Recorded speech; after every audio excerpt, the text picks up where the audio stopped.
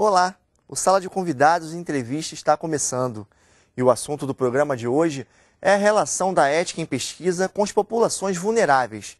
E quem conversa comigo é a Marisa Palácios, professora da Universidade Federal do Rio de Janeiro e membro da Comissão Nacional de Ética em Pesquisa. Olá, Marisa, obrigado por ter vindo. Eu que agradeço, muito obrigada. Marisa, qual é o conceito de vulnerabilidade? Pois é. Então, quando a gente vai falar de ética em pesquisa, eu acho que esse conceito ele é absolutamente fundamental. Por quê? Se a ética em pesquisa e a regulamentação, o objetivo fundamental é justamente proteger, né, a população que vai participar dos projetos de pesquisa, então, a questão da vulnerabilidade, ela é fundamental porque ela diz respeito exatamente à capacidade de autodeterminação.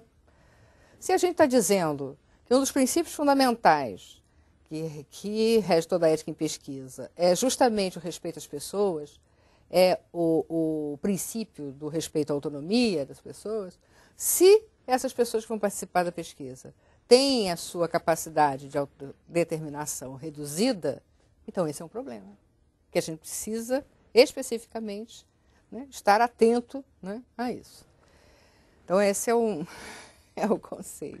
E quando a gente fala de pessoas vulneráveis, gente, que pessoas são essas que a gente está falando? Que tipo de pessoas? Pois é.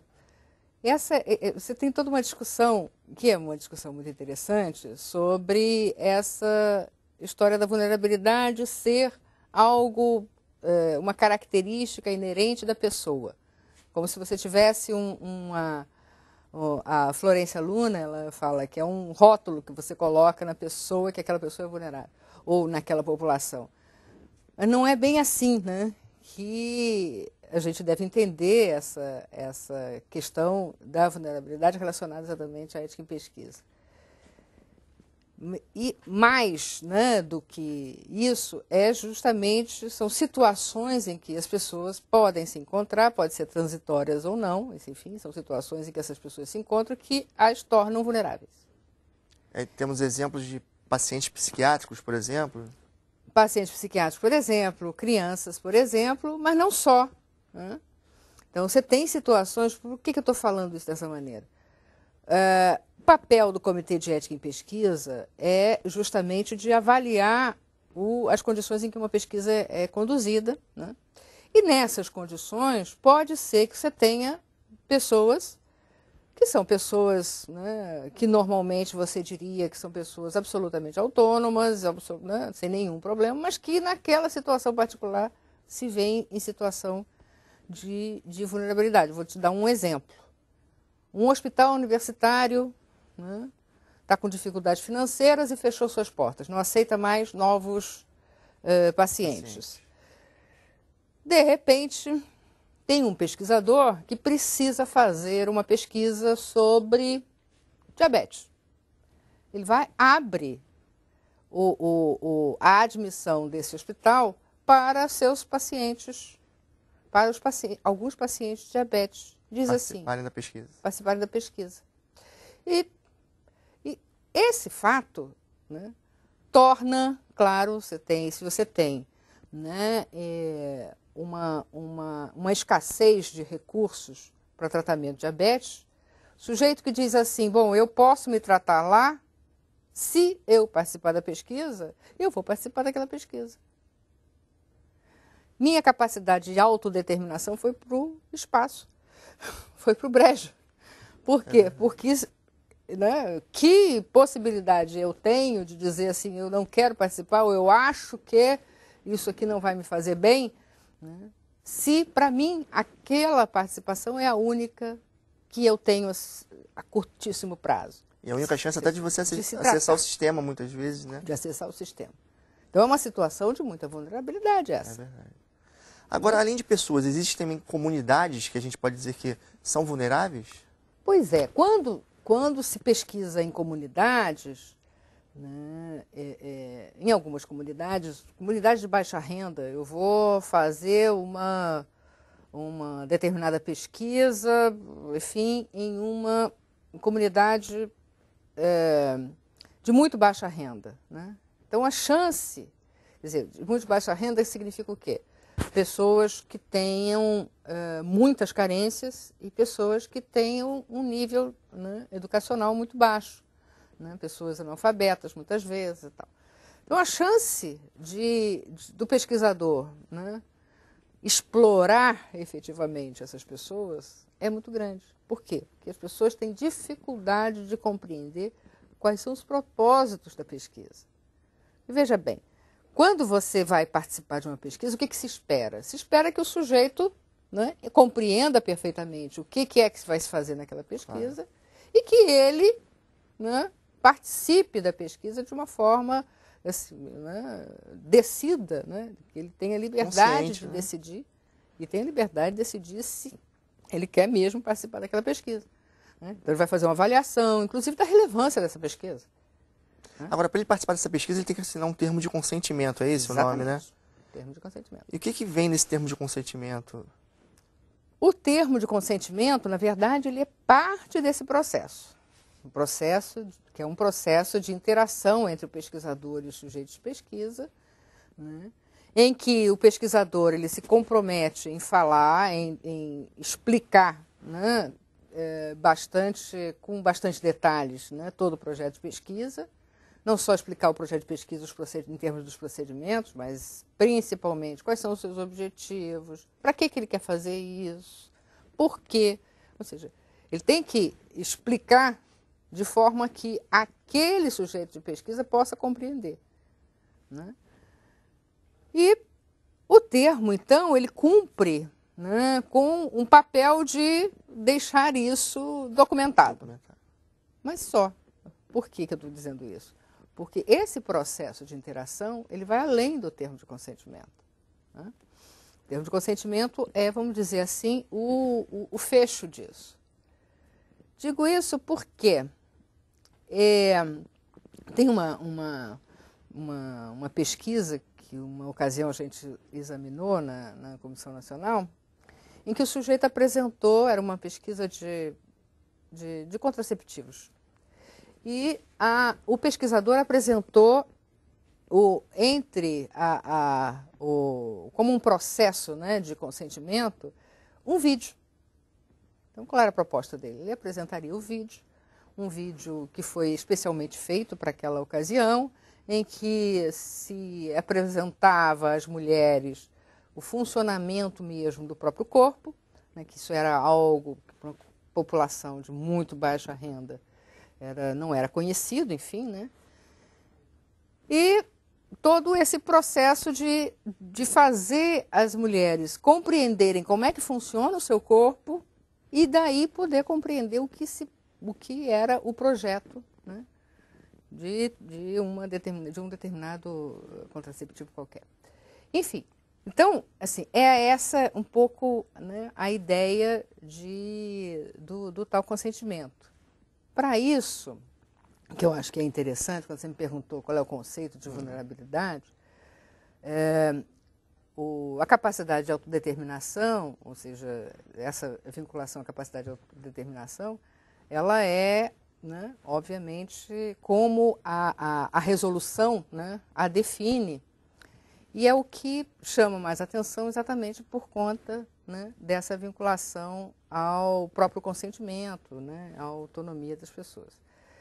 Tem um conceito que é do Kotov, que eu acho muito interessante, que ele chama de vulnerabilidade adquirida, em que ele fala exatamente dessas condições em que as pessoas se encontram e que são capazes de deixar, né, de fazer com que aquelas pessoas elas sejam elas não tenham essa capacidade de fazer valer, né, a sua autonomia, enfim, de determinar qual é a melhor maneira de conduzir a sua própria vida. E ele chama a atenção de que entender dessa maneira a vulnerabilidade implica necessariamente em você se colocar na obrigação de resolver ou de pelo menos minimizar essas condições para que essa pessoa efetivamente consiga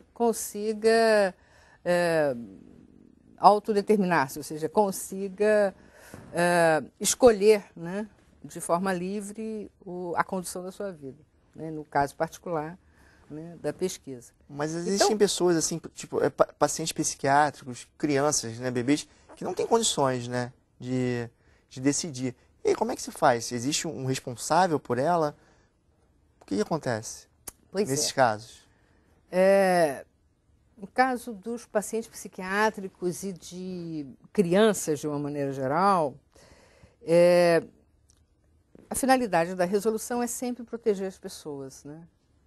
E é assim, é a máxima proteção das pessoas. E é dentro desse espírito, né, que a gente, tanto com pacientes psiquiátricos quanto com crianças, enfim, menores de idade de uma maneira geral, a gente tem exigido que tanto os responsáveis quanto a própria pessoa, né, deliberem sobre se querem ou não participar, né, daquela pesquisa.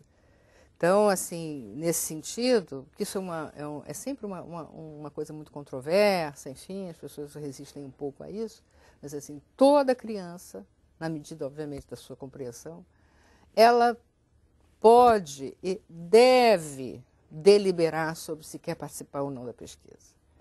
Daí que hoje essa é uma das introduções também, agora na resolução, nessa revisão da resolução, que é o termo de assentimento, né? Então, é necessário que a criança, quando participe de uma pesquisa, ela dê também o seu assentimento. E ela é protegida pelo ECA também, nesse caso? Vocês levam em consideração o Estatuto da Criança e do Adolescente?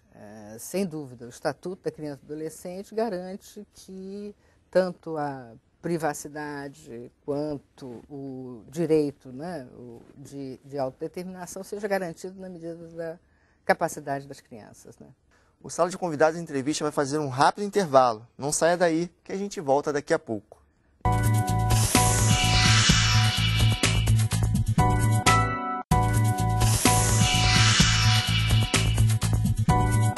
O Sala de Convidados Entrevista está de volta.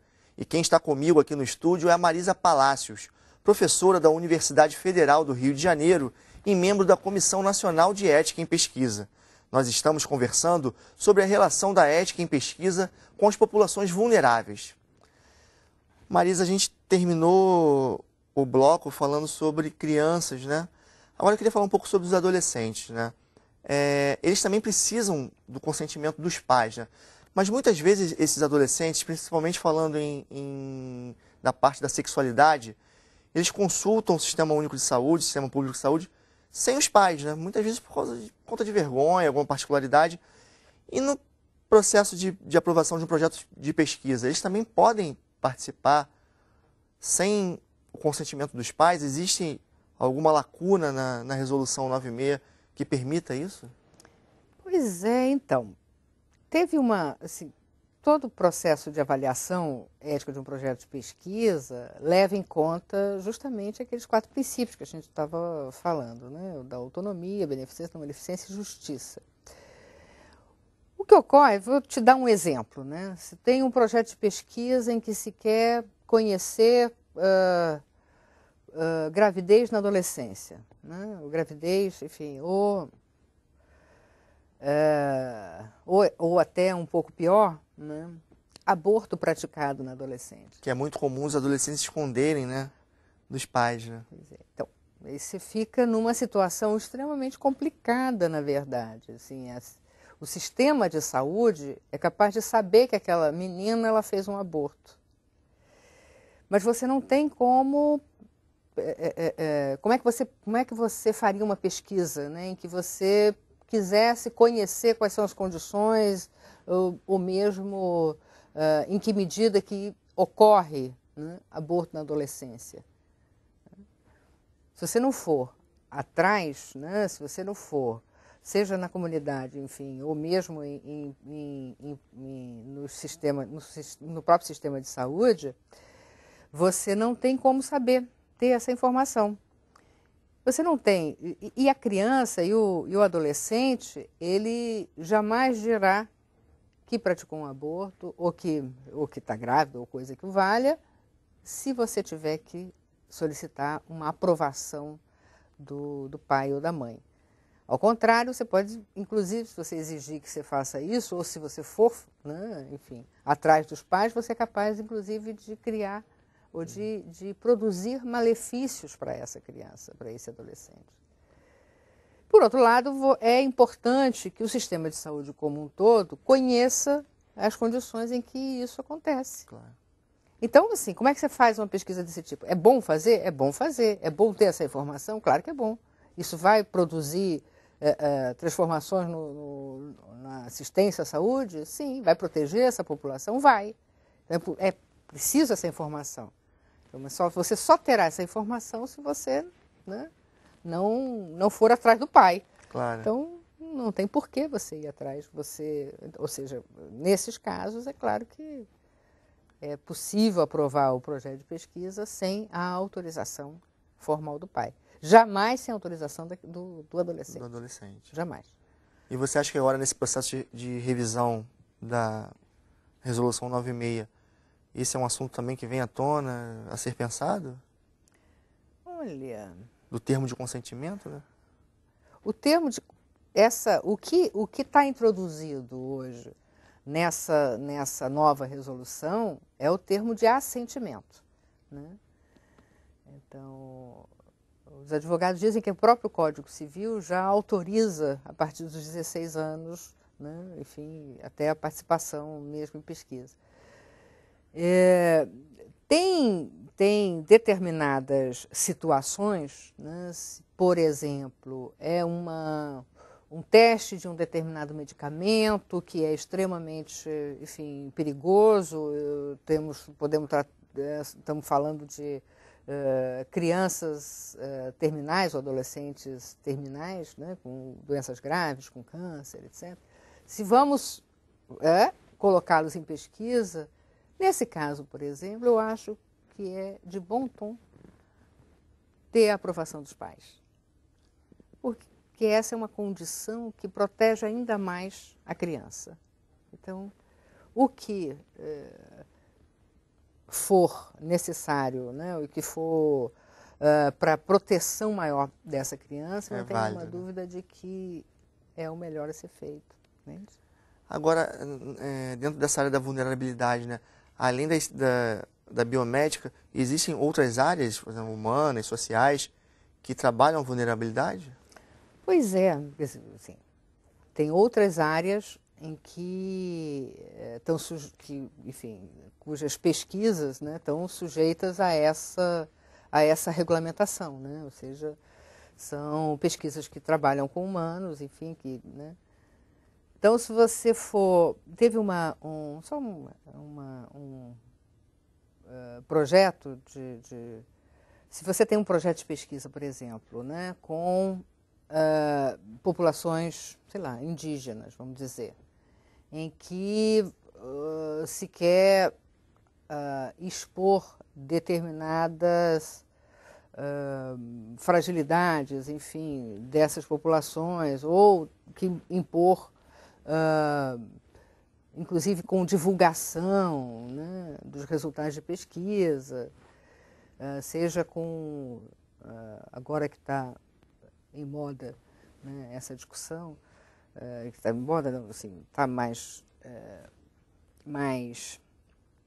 é uma polêmica que está bastante em voga hoje, que é a questão do infanticídio entre indígenas, ou a questão do álcool, do uso do álcool, enfim.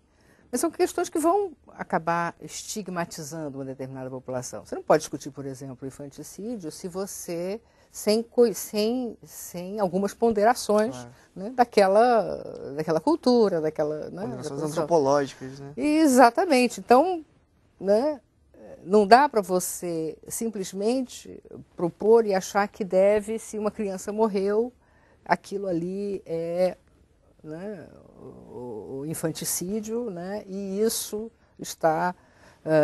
e dessa maneira você acaba estigmatizando determinadas tribos, enfim. Isso é uma questão extremamente importante, eu diria, né? que é capaz, que faz com que essa discussão da vulnerabilidade ela também tenha esse papel, né, de proteger determinadas comunidades, né, que são exatamente proteger desse tipo de exposição, enfim, de uma... Tem a questão da cultura deles também, né? Você interferir naquela cultura, né? Claro.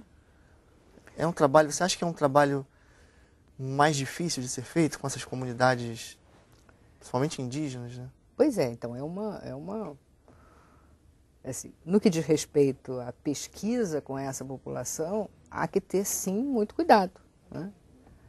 Esse exemplo, por exemplo, esse é um exemplo de como que você pode efetivamente produzir malefícios para as populações.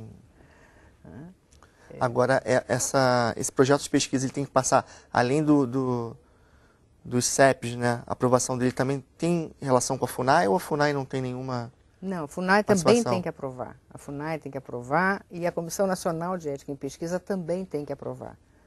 Então, assim, para fazer pesquisa em indígenas, você tem todo um processo, né, de avaliação a justificativa para isso é justamente a máxima proteção dessas populações, que são populações muito vulneráveis. Agora, os pesquisadores, eles enfrentam muita dificuldade quanto a esse termo vulnerabilidade para que os seus projetos sejam aprovados dentro dos CEPs? Olha, primeiro é preciso entender bem o que é vulnerabilidade, né? Então, há, assim, uma proteção maior, o sistema protege mais essas populações e eu diria, mais amplas, situações de vulnerabilidade, né? E, nesse sentido, acaba tendo mais exigência, sim. Existe muita reclamação? Eles acham que tem que ser... Pois é. Mais maleável? Mas eu diria, inclusive, que ainda falta muito para os comitês de ética em pesquisa, inclusive, né, se capacitarem para esse olhar. Sim. Ou seja, que é o olhar para as populações, e aí não importa que populações sejam, não pode ser uma população sem nenhum desses rótulos, assim, população vulnerável, pode não ser criança, não é índio, né? Ou seja, a população daquele hospital. Você acha que falta capacitação? Capacitação para os comitês de ética, inclusive, identificarem essas situações que deixam as pessoas vulneráveis. Quer dizer, identificarem as situações em que essa capacidade de autodeterminação está prejudicada. Seja porque a liberdade do sujeito dizer que se quer ou não quer participar, ela está diminuída, seja porque a compreensão ela é inadequada. E eu acho que uma coisa importante nessa discussão é que muitas vezes se diz assim, tá bom, essa população, a importância dos rótulos, né? Então, assim, pum, quando você carimba lá... Aquela chancela de vulnerável. Isso aqui é uma população, isso aqui é vulnerável, é como se, isso é uma concepção errada, mas que é corrente, é como se você tivesse assumido a autonomia daquela pessoa, ou seja, você tivesse assumido o papel de dizer o que é bom para aquela pessoa, porque ela já quer, pum, ela é vulnerável. E esse conceito, estava falando do conceito do Kotov, ele é importante justamente para isso. Significa o quê? Significa não que essa pessoa, eu tenha que decidir por ela, ou seja, numa saída muito paternalista dessa discussão, mas que eu tenho que criar as condições para que essa população ela possa efetivamente cumprir, com a sua autonomia. Muito obrigado por você ter aceitado nosso convite. O Sala de Convidados Entrevista está terminando e a gente se vê no próximo programa. Até lá!